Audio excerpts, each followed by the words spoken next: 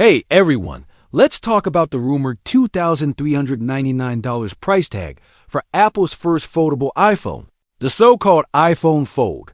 On paper, that makes it roughly 20% more expensive than Samsung's upcoming Galaxy Z Fold 8. Sounds wild, right? Before you panic or write it off, let's unpack what this leak actually means. Why early numbers like this often miss the mark, and how you should decide between Apple's foldable and Samsung's Galaxy Z Fold lineup in 2026. First, context. Apple is expected to launch its first foldable iPhone next year, entering a category Samsung has been refining for years. The Galaxy Z Fold series is the established benchmark, and the Z Fold 8 will be a very seasoned, very capable opponent by the time Apple steps in. That's exactly why this $2,399 leak is grabbing headlines. It frames Apple as late and pricier. But here's the thing. Early supply chain price notes are directional guesses, not final decisions. They're built on conservative cost assumptions, low first-run yields, and typical margin targets. In plain English, the math usually skews high before mass production locks in. Now, does that mean the iPhone Fold can't be $2,399? Not necessarily, but pricing is never just a sticker. Apple's playbook includes storage tiers, strong trade-in values, carrier promos, and 0% financing that dramatically reduce the real-world cost at checkout. And yes, psychological thresholds matter. The foldable category has trained buyers around a $1,999 anchor. Crossing into $2,299, $2,399, territory shrinks the pool of casual buyers unless the value gap is undeniable. Apple knows this. If it prices the iPhone Fold above that anchor, expect a very clear story about why. So what would justify a premium over the Galaxy Z Fold 8? Durability and design for one. Expect a tighter hinge, less visible crease, better ingress protection, and a focus on weight and balance, so it feels like a phone first and a tablet second. Software polish will be crucial. Seamless app continuity as you move between outer and inner displays. Intuitive multitasking, smooth drag and drop, and continuity with the Mac and iPad ecosystem. Battery life needs to be all day in both modes. Cameras should match Apple's non-foldable flagships. Not good for a foldable, but simply good. And longevity matters. Years of OS updates, strong sustained performance, and higher resale value to offset upfront costs.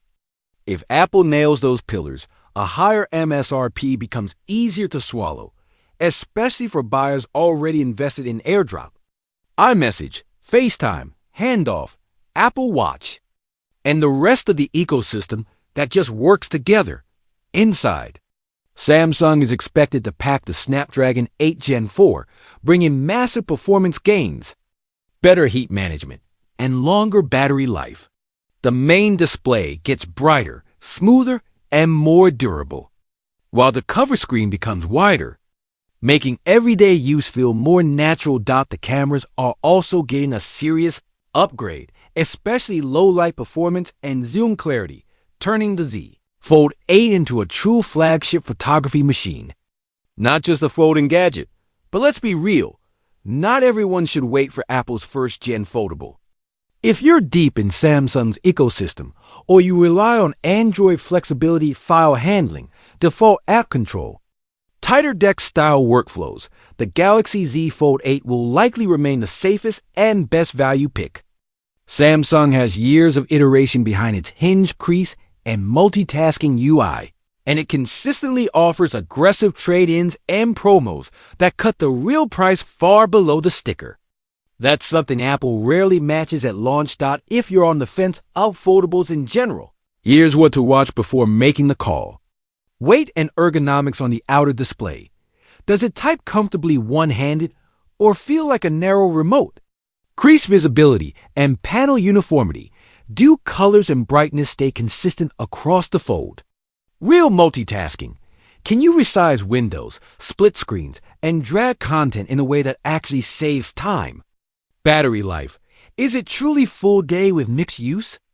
Durability. Hinge cycle ratings, drop performance, water resistance. And cameras. Does the foldable deliver parity with the best slab phones, or are you sacrificing imaging just to get a bigger screen? Now, let's do some scenario planning, because this is where pricing meets reality. If Apple lands at $1,799, $1,899, that's an aggressive move signaling we want share. It would be a blockbuster out of the gate, especially with trade-ins. If it hits $1,999, that's the competitive sweet spot, easy for carriers to push, familiar to buyers, and strong enough to stoke serious demand without scaring fence-sitters. If Apple goes $2,299, $2,399, it will be a premium bet aimed squarely at loyalists and early adopters who value durability, camera excellence, battery life, and the ecosystem. That strategy can still work, especially if Apple pairs it with robust financing and trade, INS. But it won't convert as many Android users on price alone. So where does this leave you today? If you're Team Apple and you keep your phones for years, don't let a single leak decide for you. Wait to see the actual price, carrier deals, and early hands-on reviews. If you're Team Samsung or you're productivity-driven on Android, the Galaxy Z Fold 8 will likely be a phenomenal, proven option with big launch promos. And if you're undecided, judge these devices on what matters in daily life: weight, crease, outer screen usability, battery life, multitasking fluidity, and cameras. Those are the differences you'll feel every single day, far more than whatever number is printed on a rumor mill spreadsheet. One last note on the 20% more expensive headline. It's catchy, but it oversimplifies how people actually buy phones.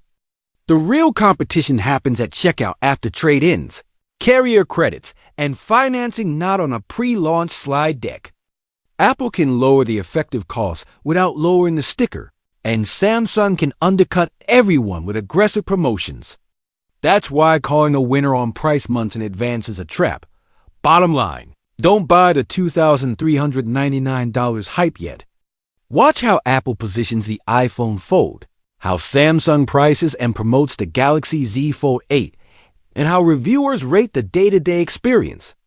If Apple delivers best-in-class durability, a subtler crease, true camera parity, excellent battery life, and silky smooth multitasking tied into the Apple ecosystem, a premium could be justified.